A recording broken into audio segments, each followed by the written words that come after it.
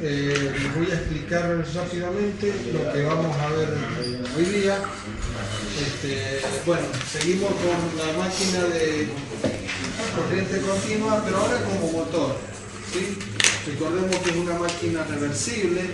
La semana pasada la estuvimos utilizando como generador, obtuvimos las curvas características.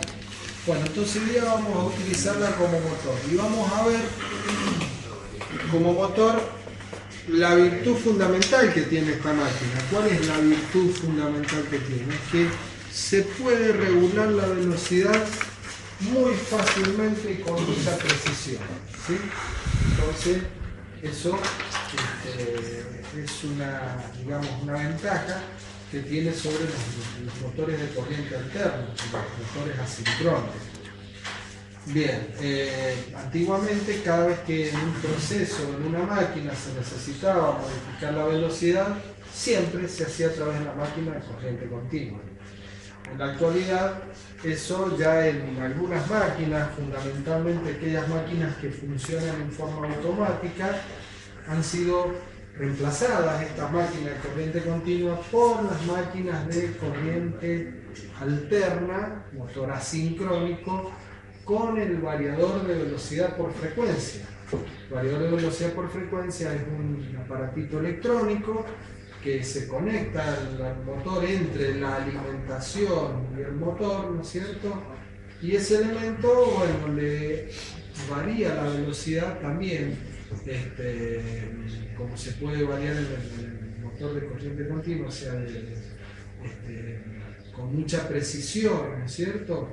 Pero a través de la frecuencia. Bueno, pero todo esto es a partir del avance tecnológico, ¿no es cierto?, que se han podido obtener estos elementos. Entonces, aparte de eso, el variador de velocidad por frecuencia, es decir, se está utilizando mucho en las máquinas de control automático, porque aparte tiene otra ventaja importante, que ese variador puede ser controlado a su vez por un controlador, como por ejemplo un controlador lógico programable, un PLC.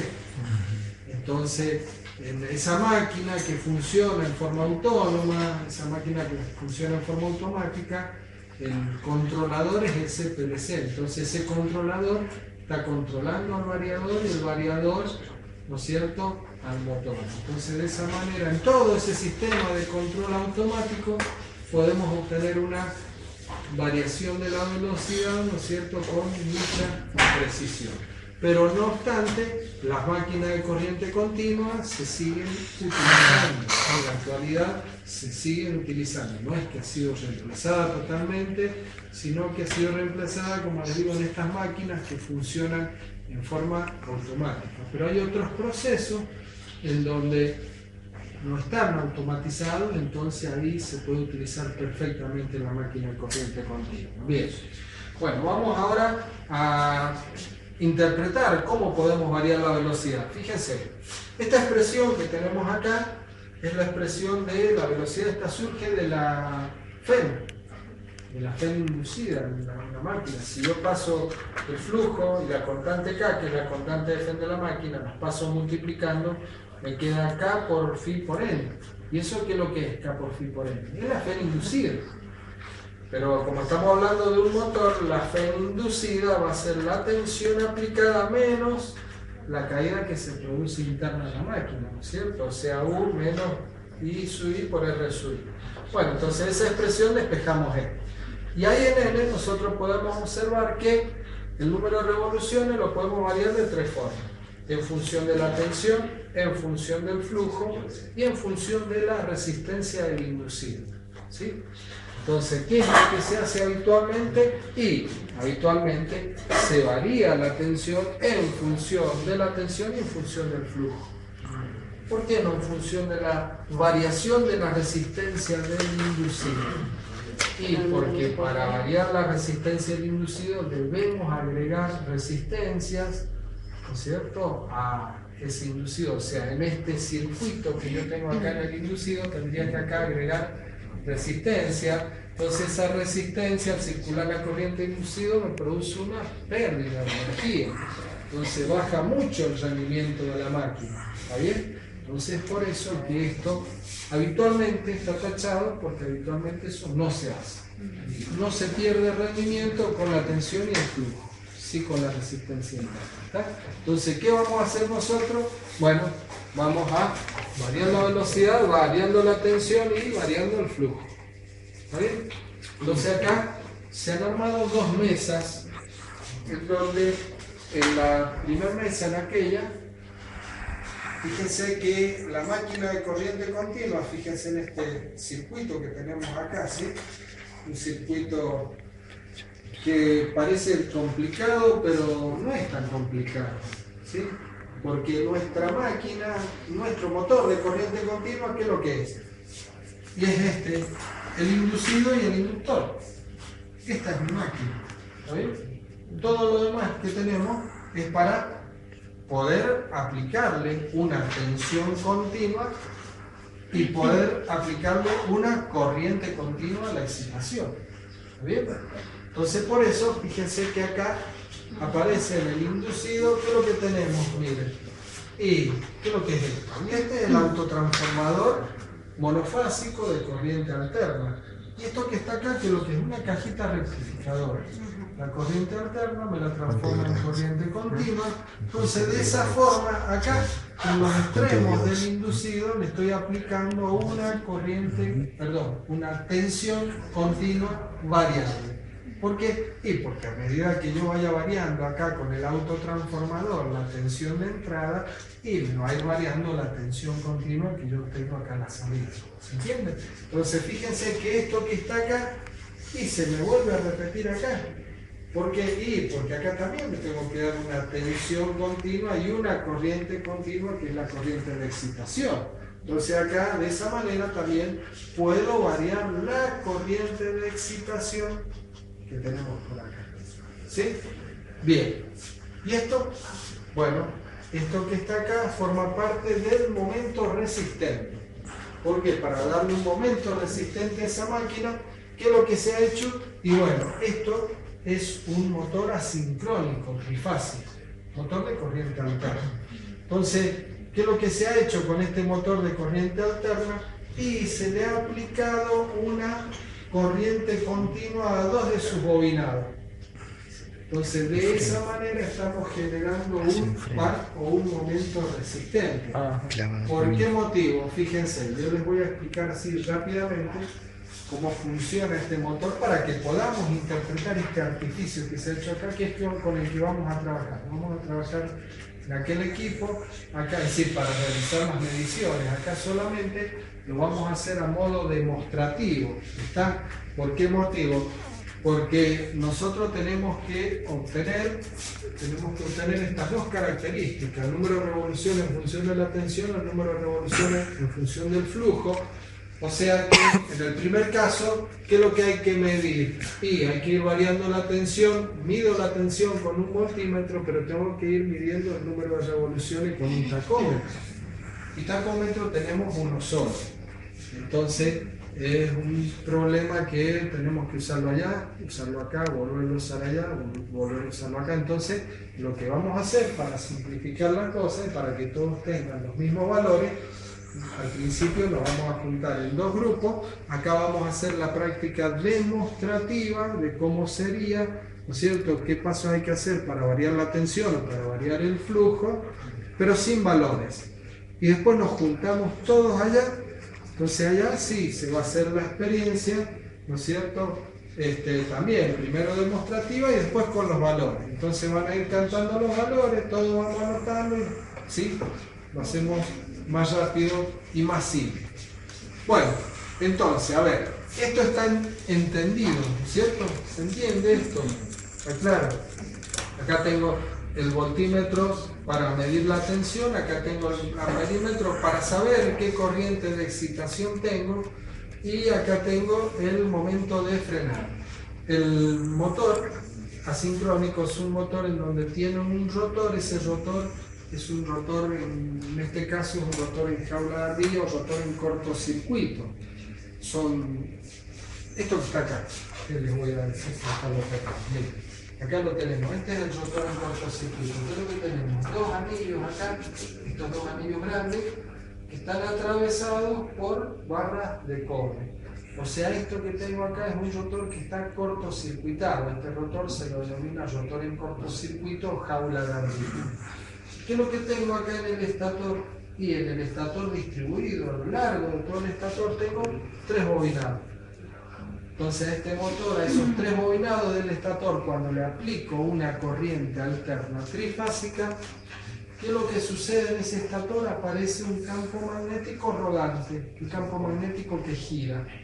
Entonces ese campo magnético rodante que gira sobre este rotor, que al principio está quieto, ¿no es cierto?, sobre esas barras que están así, ¿no es cierto?, en forma perpendicular, ¿qué es lo que se genera? Y se genera una fera inducida.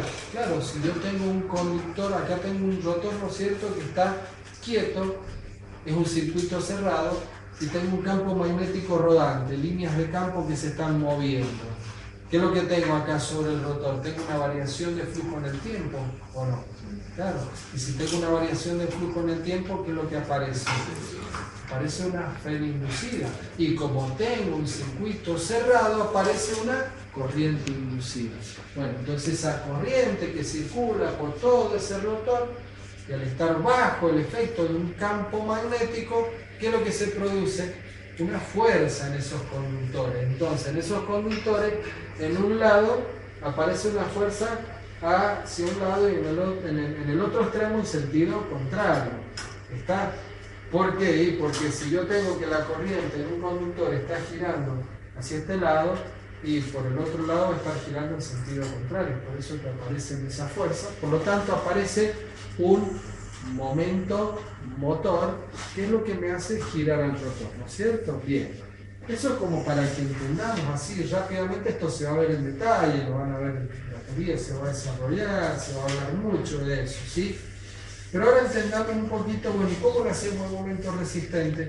Y el momento resistente ahora se lo estamos generando porque fíjense, en 2 de las 3 bobinas, esta y esta, están conectadas acá a través de la cajita rectificadora a una tensión alterna, 220 voltios. Entonces esta tensión alterna se rectifica, ¿y qué es lo que obtengo acá?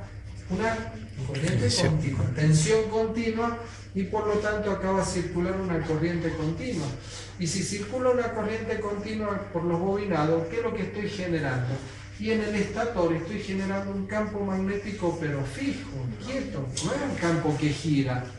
Entonces tengo un polo norte en un sector y un polo sur en otro sector. Y está quieto ese polo, esos dos polos, ¿no es cierto? Entonces ahora, cuando gira el rotor, y el rotor, ¿no es cierto?,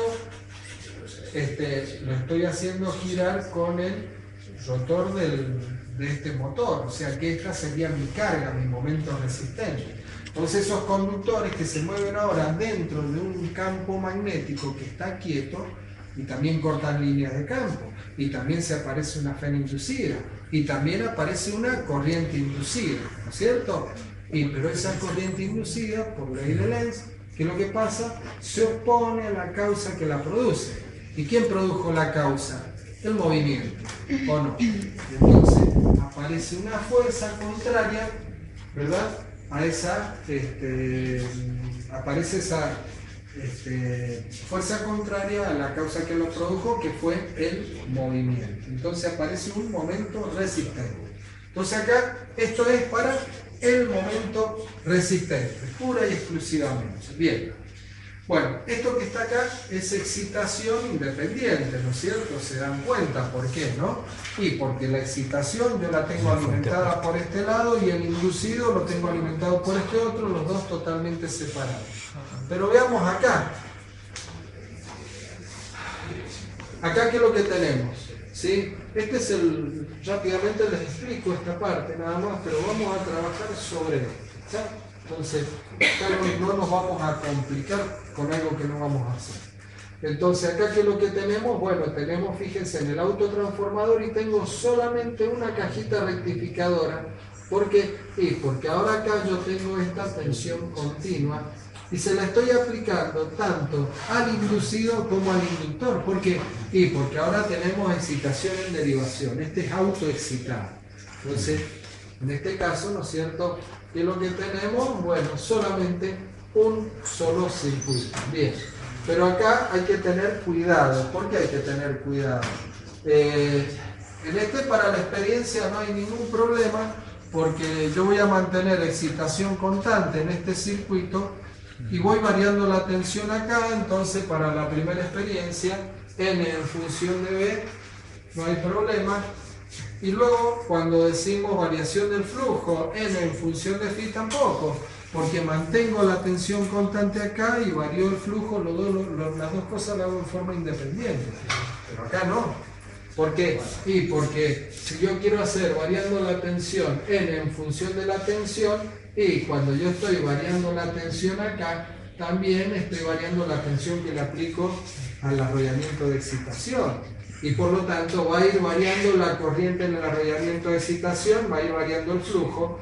O sea que yo acá, si yo solamente trabajo con el autotransformador, y voy a estar variando la tensión y variando la corriente de excitación, las dos a la vez.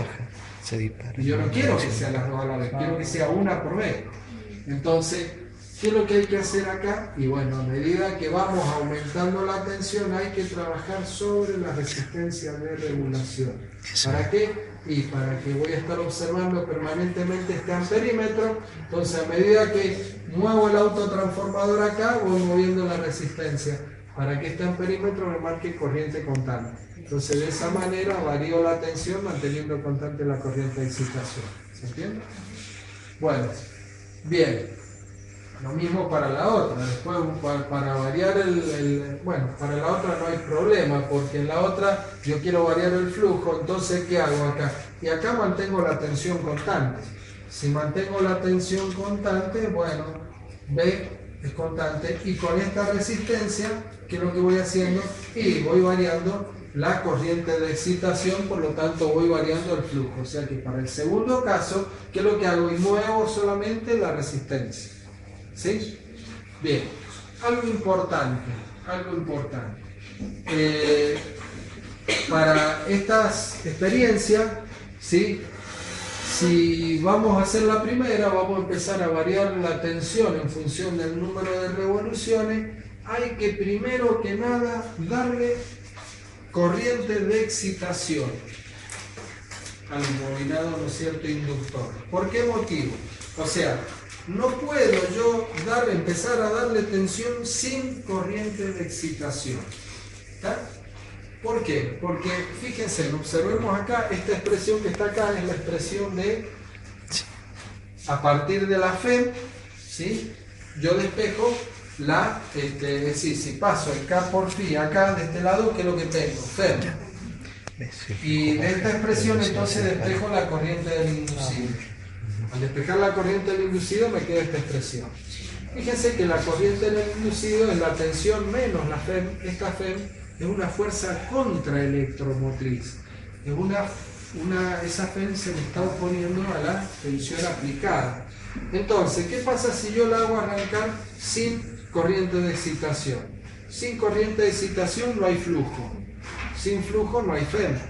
Si no hay FEM acá, esto vale 0. Tengo que la corriente del inducido es directamente la tensión dividido la resistencia del inducido. ¿Y qué pasa? ¿Cuánto vale la resistencia del inducido en estas máquinas? Muy poco. ¿Es grande o es pequeña? Es baja. Totalmente baja. ¿Sí? Entonces, cualquier valor de tensión que yo le empiece a dar acá, como este valor de resistencia es sumamente bajo, ¿qué es lo que voy a tener? Y voy a tener una corriente del inducido grandísima. Se me va la corriente, ¿está? Entonces, por eso, jamás, ¿sí? Jamás hacer arrancar un motor sin excitación.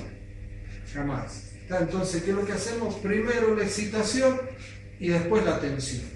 De esa manera, nosotros al darle buena excitación acá, y yo voy a estar generando una buena FEM para cuando empiece a girar, entonces yo tengo esta fuerza contraelectromotriz, y entonces ahora esta corriente en el inducido va a ser una corriente pequeña. ¿sí? Importante y conceptual eso, ¿sí? Bien, bueno, eso por un lado. Entonces ahora, por otro lado, vamos a hacer una interpretación de qué es lo que pasa entre el momento inducido en la máquina, o sea, momento inducido o momento motor, y momento resistente o momento de carga.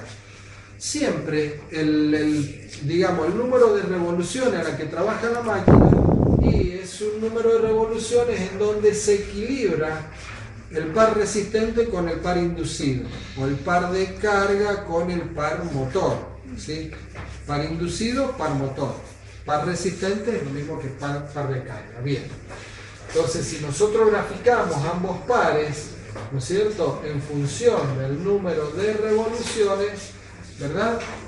¿Qué es lo que sucede? Bueno, lo que sucede es que siempre la máquina encuentra un punto de equilibrio en donde el momento inducido y el momento resistente, ¿sí?, son iguales. Pero ¿qué es lo que pasa cuando se produce el desequilibrio? Entonces decimos, bueno, este es el punto de trabajo. Pero ¿qué pasa, por ejemplo, si estamos en la posición 1, en donde el par inducido es mayor al par de carga, ¿sí? O sea, momento motor mayor que el momento resistente. Estamos en esta situación. ¿Y qué es lo que va a pasar? Y bueno, en ese caso yo tengo que el par inducido menos el par de carga va a ser un número mayor que 0. La diferencia entre esos dos valores me va a dar un número que lo llamamos momento acelerador. ¿Qué significa? Y significa, lógicamente, que si yo el par inducido es mayor que el par de carga, ¿qué es lo que va a pasar con la máquina? Aparece un momento acelerador que hace que el número de revoluciones aumente, ¿no es cierto? Entonces, ¿qué pasa ahora al aumentar el número de revoluciones? Bueno, si aumenta el número de revoluciones, analicemos qué es lo que pasa acá con estas expresiones. Al aumentar n, ¿qué es lo que pasa con la FEM? Aumenta. Pero al aumentar la FEM, acá, ¿qué pasa con la corriente del inducido? Disminuye. Y fíjense que el par motor es proporcional a la constante de FEM de la máquina, al flujo y a la corriente del inducido. Por lo tanto, si la corriente del inducido disminuyó, ¿qué es lo que pasa acá al disminuir la corriente del inducido? Y el par inducido o par motor disminuye. ¿Y disminuye hasta cuándo? Y disminuye hasta que alcanza el equilibrio con el par resistente. ¿Está bien? Pero bueno, ese equilibrio, ¿cómo lo alcanzó? Y lo alcanzó a un número de revoluciones más grande. ¿Se entiende? O sea, cada vez que por algún motivo se modifica el par inducido o el par resistente, la máquina vuelve a alcanzar el equilibrio a un número de revoluciones distintas. ¿Está bien? Analicemos el caso opuesto. Estamos acá ahora en 2.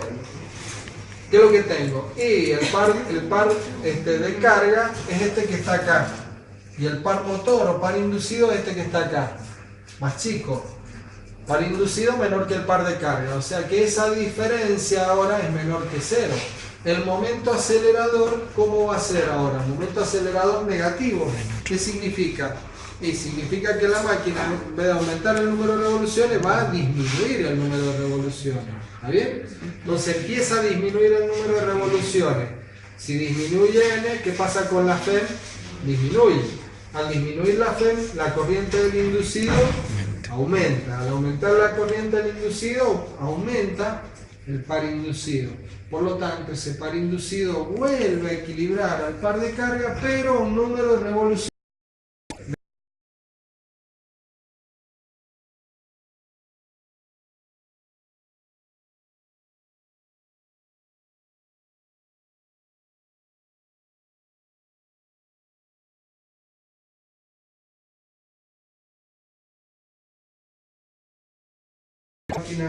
Muy aplicable en todos esos sistemas que yo les comentaba, donde hay que tener una regulación de la velocidad, ¿eh? Bueno, eso es todo. A ver, de todo esto, ¿qué es lo importante? ¿Qué es lo que ustedes deben conocer?